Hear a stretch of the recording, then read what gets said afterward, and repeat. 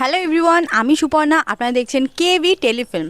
তো বন্ধুরা, আজকে আমরা চলে এসেছি আপনাদের প্রিয় শহর রানাঘাটে। তো আজকে আমাদের টপিক হলো বন্ধুরা, যে বাংলার কোন 3 অভিনেতা বা অভিনেত্রী 3বার করে বিয়ে করেছেন। হ্যাঁ, এখন তো জানেন বিয়েটা ট্রেন্ডিংয়ে চলছে, কাঞ্চন মল্লিক যেমন করলো। তো তাই আজকে আমাদের এই টপিক, এটাই আজকে আমাদের প্রশ্ন সাধারণ মানুষের কাছে, যে বাংলার কোন 3জন অভিনেতা বা অভিনেত্রী 3বার করে বিয়ে করেছেন। তো চলুন দেখি দর্শক আমাদের সাধারণ মানুষের কি বক্তব্য। তো বাংলা সিনেমা দেখেন?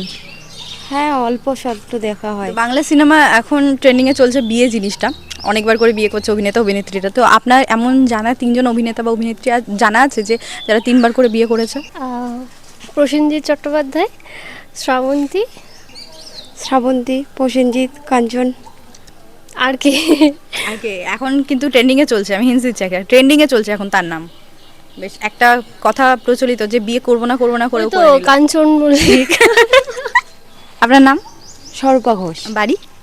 এই রানাঘাট। ওকে, থ্যাংক ইউ। ওকে, তোমার নাম? মিতা ঘোষ। বাড়ি? এবারে ওকে, থ্যাংক ইউ। জানো বাংলার মানে অনেক অভিনেতা অভিনেত্রী আছে যারা 3-4বার করে বিয়ে করেছে। তো এটা কোনো অভিনেত্রী, 3টে অভিনেত্রী বা অভিনেতার নাম বলতে পারবে যারা 3বার করে বিয়ে করেছে? কাঞ্চন মল্লিক, একটা শ্রাবন্তী, আর জানি না। সেটা একজন আছে, প্রসেনজিৎ আছে, সে একবার বিয়ে করলো।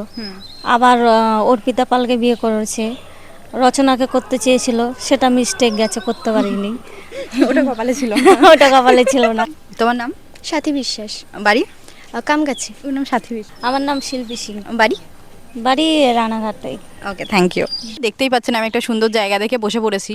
তো এবার আপনারা জানতে পারলেন যে সাধারণ মানুষের বক্তব্য বলতে তারা কী কী উত্তর দিল। তাদের কাছে কমন 3টেই নাম: প্রসেনজিৎ চট্টোপাধ্যায়, শ্রাবন্তী আর কাঞ্চন মল্লিক। তো বন্ধুরা, আপনারাও জানান তাড়াতাড়ি করে, আপনারা যদি জেনে থাকেন এই ছাড়া কোনো নাম, যে কে কে 3বার করে বিয়ে করেছে। যদি এই 3জন আপনার জন্য রয়েছে আকর্ষণীয় পুরস্কার আমাদের চ্যানেলের তরফ থেকে।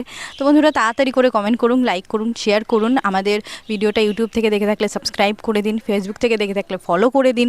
এবং আমরা আজ এই পর্যন্তই, আমরা আবার ফিরবো নতুন কোনো ভিডিওর সাথে, নতুন কোনো টপিক নিয়ে। ততক্ষণ পর্যন্ত সাথে থাকুন, দেখতে থাকুন কেবি এন্টারটেনমেন্ট। ধন্যবাদ।